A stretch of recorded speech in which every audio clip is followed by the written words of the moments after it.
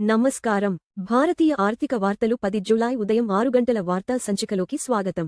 ఈ వార్తా సంచికను మీకు అందిస్తున్నది కల్పన. తాజా వార్తలు వినండి. ఏడీబీ భారత FY27 జీడీపీ అంచనాను 6.6% తగ్గించింది. ఆసియన్ డెవలప్మెంట్ బ్యాంక్ భారత FY27 జీడీపీ వృద్ధి అంచనాను 6.9% నుండి 6.6%కి తగ్గించింది. దీర్ఘకాలిక ఇంధన షాక్లు దేశీయ డిమాండ్పై ప్రభావం చూపుతున్నాయని పేర్కొంది. గ్లోబల్ కమోడిటీ ఒత్తిళ్లు కొనసాగడంతో కొత్త ఆర్థిక సంవత్సరానికి ముందు జాగ్రత్త సంకేతం ఇచ్చింది. నిఫ్టీ 50 చివరగా 23,882 వద్ద, సెన్సెక్స్ 76,503 వద్ద మూసివేయబడింది. నిఫ్టీ 50 చివరగా 23,882.05 వద్ద మరియు సెన్సెక్స్ 76,503.60 వద్ద మూసివేయబడ్డాయి. శుక్రవారం జూలై 10, 2026 నాడు మార్కెట్లు ఇంకా తెరుచుకోలేదు. నిఫ్టీ బ్యాంక్ చివరగా 56,742.60 వద్ద మూసివేయబడగా, USDINR రేటు 95.86 వద్ద నిలిచింది. బంగారం 1.47% పెరిగింది. వెండి 3.71% దూసుకెళ్లింది. బంగారం చివరగా ఔన్సుకు $4,130 మరియు 90 సెంట్లు వద్ద మూసివేయబడింది. అర్ధరాత్రి 1:47 లాభపడింది. వెండి $60 మరియు 32 సెంట్లు వద్ద 3.71% పెరిగింది. విలువైన లోహాలకు సురక్షిత ఆశ్రయ డిమాండ్ వచ్చింది. అయితే క్రూడ్ ఆయిల్ చివరగా బ్యారెల్కు $71 మరియు 84 సెంట్లు వద్ద 2.29% తగ్గింది. భారత్ ఆస్ట్రేలియాతో యురేనియం సరఫరా ఒప్పందాన్ని కుదుర్చుకుంది. భారత్ తన అణు విద్యుత్ ఉత్పత్తి సామర్థ్యాన్ని విస్తరించడానికి ఆస్ట్రేలియాతో యురేనియం సరఫరా ఒప్పందాన్ని ఖరారు చేసింది. ఇది రెండు దేశాల ప్రధానమంత్రి స్థాయి చర్చల సందర్భంగా సంతకం చేయబడింది. శిలాజ ఇంధన ఆధారపడటాన్ని తగ్గించుకుంటూ భారత్ దీర్ఘకాలిక ఇంధన భద్రత వ్యూహాన్ని బలోపేతం చేస్తుంది. ట్రంప్ సీజ్ఫైర్ ఒప్పందాన్ని రద్దు చేయడంతో భారత్ ఇరాన్ చమురు ప్రణాళికలు అనిశ్చితంలో పడ్డాయి. US president Donald Trump Iran సీజ్ఫైర్కు ఆధారమైన అవగాహన ఒప్పందం చెల్లదని ప్రకటించడంతో ఇరాన్ నుండి చమురు దిగుమతి చేసుకోవాలని భారత్ వేసిన ప్రణాళికలు అనిశ్చితంలో పడ్డాయి. ఈ పరిణామం భారత్ను ప్రత్యామ్నాయ క్రూడ్ ఆయిల్ వనరులు వెతకేలా చేయవచ్చు. హెచ్డిఎఫ్సి బ్యాంక్ Q1 FY27 ఫలితాలు జూలై 18న వెల్లడవుతాయి. హెచ్డిఎఫ్సి బ్యాంక్ డైరెక్టర్ల బోర్డు జూన్ 2026తో ముగిసిన Q1 FY27 ఆర్థిక ఫలితాలను ఆమోదించి ప్రకటించేందుకు జూలై 18న సమావేశమవుతుంది. ఆదాయాల ప్రకటనకు ముందు హెచ్డిఎఫ్సి బ్యాంక్ ఎస్ఏలో చివరగా $810.30 వద్ద మూసివేయబడింది. ఫెడరల్ బ్యాంక్కు S మరియు P నుండి తొలి BBB ఇన్వెస్ట్మెంట్ గ్రేడ్ రేటింగ్ లభించింది. S మరియు P గ్లోబల్ రేటింగ్స్ ఫెడరల్ బ్యాంక్కు తొలి BBB స్థిర దీర్ఘకాలిక జారీదారు క్రెడిట్ రేటింగ్ కేటాయించింది. ఇది సంస్థ నుండి మొదటి ఇన్వెస్ట్మెంట్ గ్రేడ్ రేటింగ్. ఈ రేటింగ్ ప్రైవేట్ రంగ రుణదాత యొక్క మెరుగుపడుతున్న క్రెడిట్ ప్రొఫైల్ మరియు స్థిరమైన ఆర్థిక దృక్పథాన్ని ప్రతిబింబిస్తుంది. ఇన్ఫోసిస్ NYSE షేర్లు 1.83% పెరిగి $11 మరియు 13 సెంట్లు వద్ద మూసివేయబడ్డాయి. NYSEలో ఇన్ఫోసిస్ షేర్లు చివరగా $11 మరియు 13 సెంట్లు వద్ద 1.83% లాభంతో మూసివేయబడ్డాయి. చిప్ స్టాక్స్ వృద్ధితో నాస్డాక్ పెరగడంతో విస్తృత US మార్కెట్లను మించిన పనితీరు చూపింది. ఎస్ఏలో ఇన్ఫోసిస్ శుక్రవారం మార్కెట్ తెరుచుకోవడానికి ముందు చివరగా $1069.30 వద్ద మూసివేయబడింది. అపోలో మైక్రో సిస్టమ్స్ డిఫెన్స్ కంపెనీలో 41.33% వాటా కొనుగోలు చేసింది.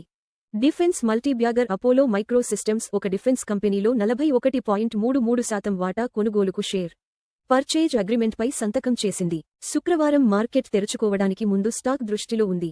ఈ కొనుగోలు Apollo micro systems defence electronics విభాగంలో తన స్థానాన్ని బలోపేతం చేసుకోవడానికి దోహదం చేస్తుందని అంచనా. సెబీ చెల్లించని రుసుముల కారణంగా 12 రీసెర్చ్ అనలిస్ట్ రిజిస్ట్రేషన్లను రద్దు చేసింది. Securities and exchange board of India తప్పనిసరి పునరుద్ధరణ రుసుములు చెల్లించడంలో విఫలమైనందుకు 12 పరిశోధన విశ్లేషకుల నమోదులను నియంత్రణ అమలు చర్యగా రద్దు చేసింది. ఈ చర్య భారతదేశంలో పనిచేసే మార్కెట్ మధ్యవర్తులలో సమ్మతిని నిర్ధారించే సెబీ నిరంతర కృషిని నొక్కి చెప్తుంది. బీఎస్ఈ సెన్సెక్స్ ప్రధాన మూవర్స్.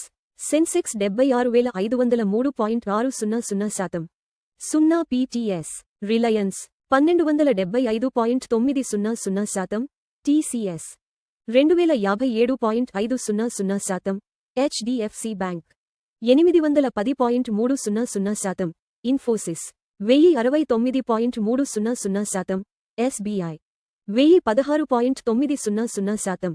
ICICI bank 1380.600%. అత్యధిక లాభం రిలయన్స్ 0%.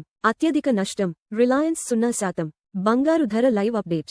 బంగారం 41,930.1.47% ప్రతి ట్రాయ్ ఔన్సుకు అప్రాక్సిమేట్లీ ఈక్వల్ టు 1,27,313 రూపాయలు ప్రతి 10 గ్రా.